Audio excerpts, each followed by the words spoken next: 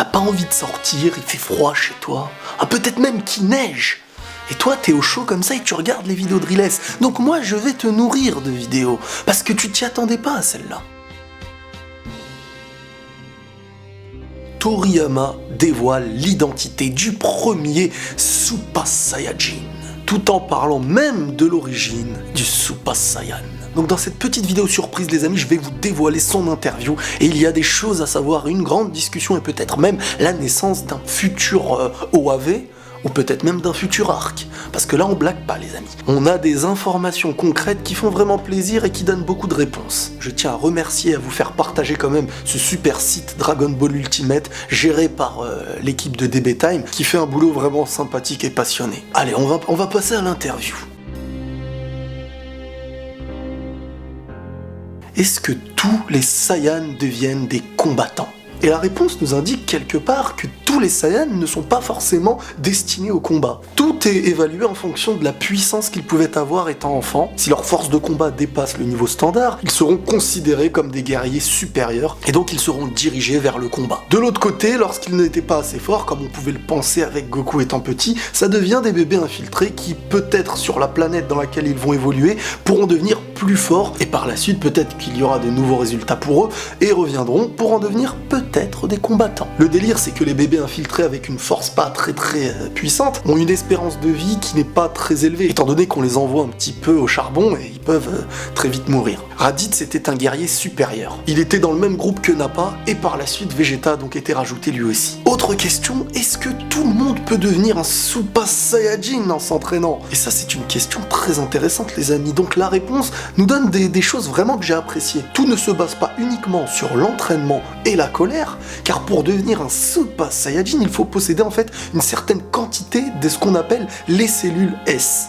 J'aime bien le petit délire des cellules S. Et lorsque ces cellules S sont assez nombreuses, eh ben le pouvoir se décuple et il y a une possibilité, à l'aide de la colère, etc., de pouvoir évoluer en un Super Saiyajin. La question qui revient parmi la communauté Dragon Ball, c'est de savoir pourquoi Goku ou Gohan ont eu du mal un petit peu à faire naître cette transformation, tandis que le petit Goten et le petit Trunks, ben eux ça a été très rapide. Et donc il est dit dans cette interview que la raison pour laquelle les enfants de Goku et Vegeta ont pu devenir des Super Saiyajin si facilement, c'est qu'ils ont hérité des cellules S de leurs géniteurs. Et le fait d'avoir été élevés sur Terre dans un environnement plus doux et paisible, ça a été aussi un facteur qui permettait la chose. Donc beaucoup ont l'air d'être devenus des Super Saiyajin facilement, mais ce n'est pas aussi simple que ça. Hein, merci Toriyama Sensei. Comment on augmente les cellules S pour devenir un Super Saiyan?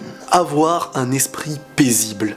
Et là, j'aime énormément cette philosophie parce que ça permet de parler d'un contrôle de soi. Les cellules permettent de se multiplier par la colère, par la puissance et par l'identité du Saiyajin, mais le fait d'avoir un esprit paisible accumulé à ces choses-là permet en fin de compte de créer cette transformation et on le comprend de mieux en mieux. Et ça, la plupart des Saiyajin ont un souci avec ça. Et c'est la raison pour laquelle le Super Saiyajin est quelque chose de très rare, pendant très longtemps même une légende. Le problème c'est qu'il ne faut pas avoir l'un ou l'autre, il faut avoir les deux. Si t'as uniquement l'esprit paisible, bah tu ne te transformeras pas. Il faut de l'autre côté une certaine force de combat que tu lies un petit peu à cette sagesse. Donc la comparaison avec Goten, c'est que lui était capable de devenir facilement un Super Saiyajin uniquement grâce à son super héritage en cellules S. Donc là la question qui est donnée c'est tout simplement de savoir est-ce que celui que Freezer craignait en fait depuis le début était le même auquel on faisait allusion lors du film avec Beerus. Dans la réponse, il est dit que dans un certain sens, il s'agissait de la même personne, car avant que la planète Vegeta ne devienne la planète des Saiyajin,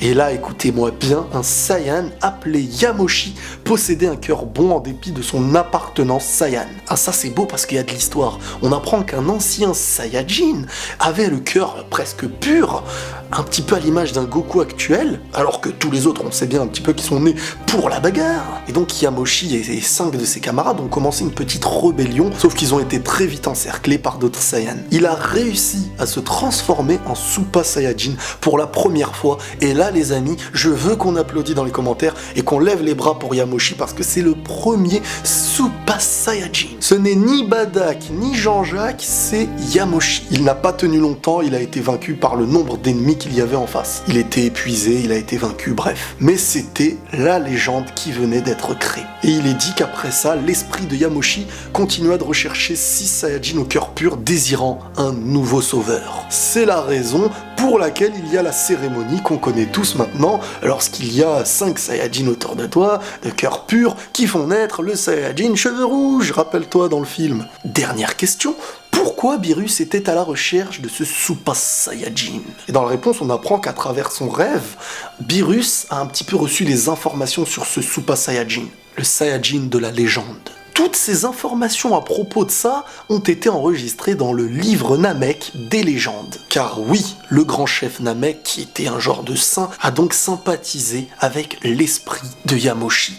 Et c'est ça qu'on aime dans Dragon Ball. C'est l'histoire, ces belles choses qu'on nous explique, qui donnent un sens à la suite et au passé. Moi, ce que je me demande, les amis, c'est pourquoi cette interview? Pourquoi ces réponses si mystérieuses? Peut-être pour quelque chose de nouveau à l'avenir. Est-ce qu'un futur arc ou de nouvelles révélations pour un nouvel OAV, moi je dis oui, hein, à vous les antennes, à vous Paris. Prenez tous soin de vous les amis et la paix sur vous.